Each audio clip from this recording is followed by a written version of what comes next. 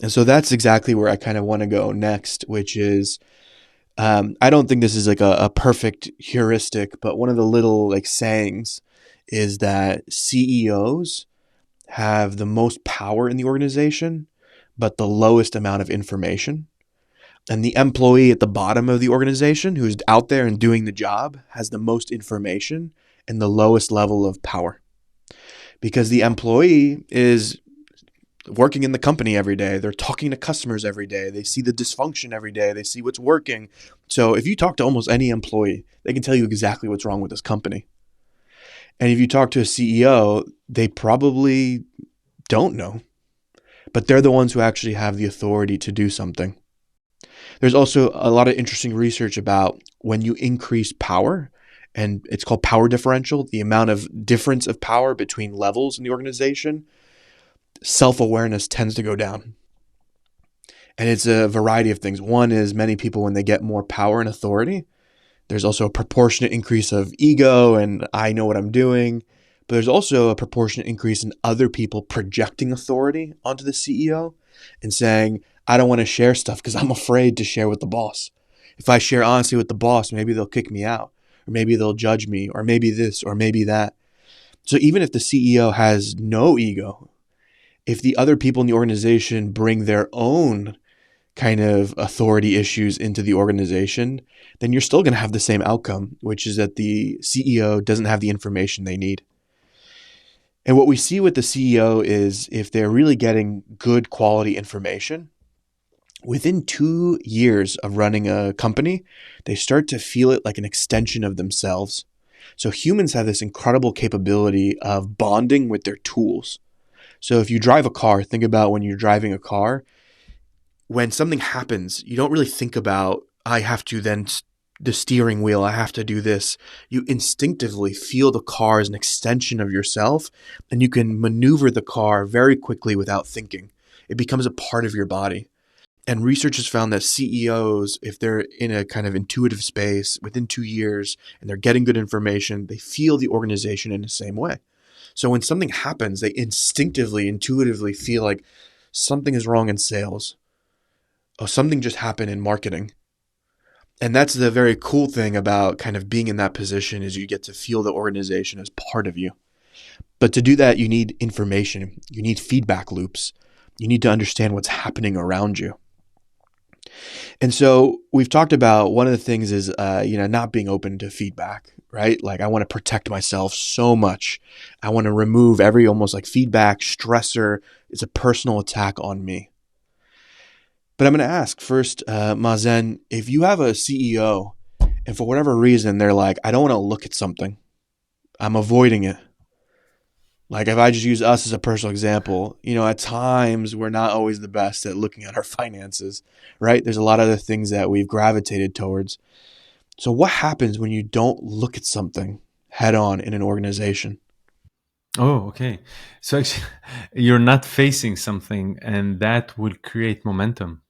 It create unconsciously. I can explain it in the body, in the psychology. Whenever we have something we don't want to look at, it create fear more than what really this thing is. Normally, this thing probably is not fearful, but to know that there's something there, we start to give it power by not facing it, and hence it creates fear. It's the same thing with us, that the problem of fear of something is not it's not the emotion we're having, is that we ignore it and the fear starts to create more power over us.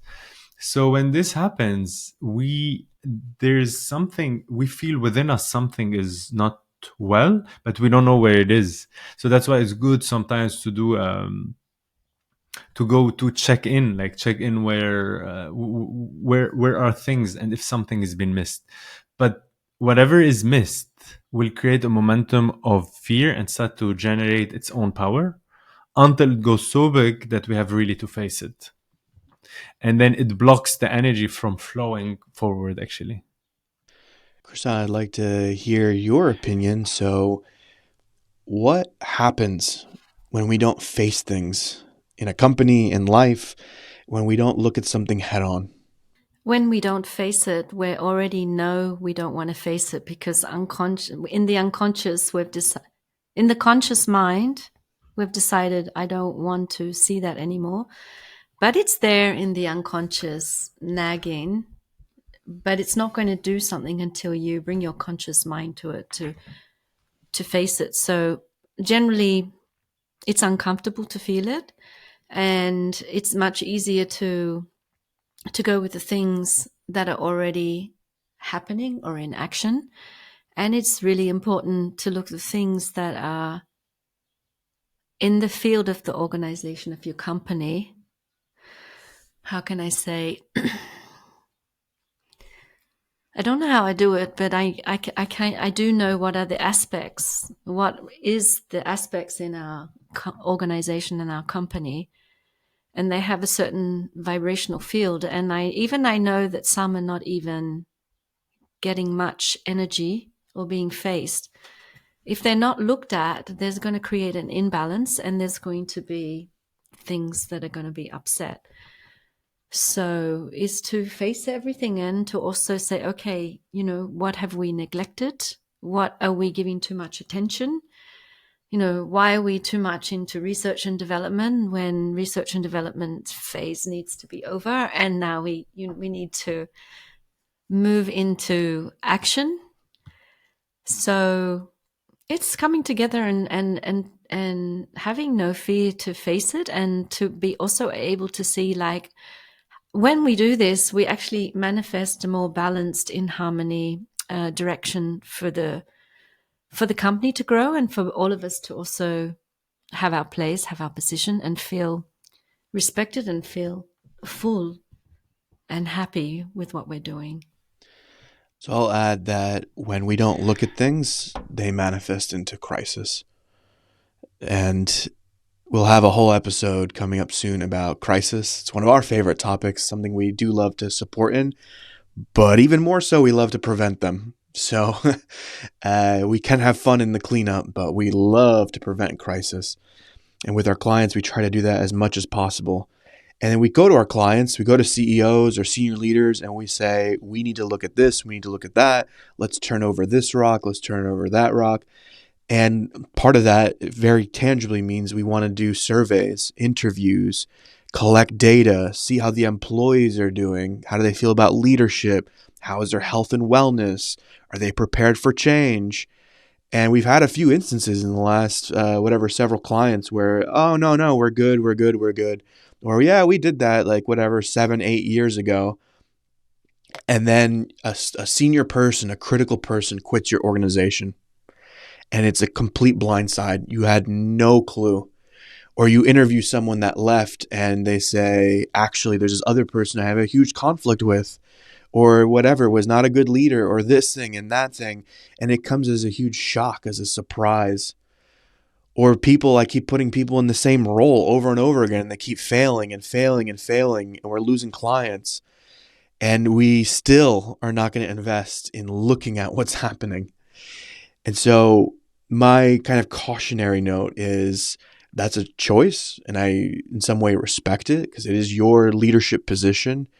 And in a confidential, safe space, we can look at these things. We can bring some data. We can bring qualitative information. We can bring some very cool tools that we've developed so that you have an opportunity in kind of confidentiality and safety to look at what's happening. And once you have the information, you have the power. So you can make amazing changes. You can really impact things without as much chaos as you might be anticipating. The fear outweighs, in reality, what it will take to remedy the situation.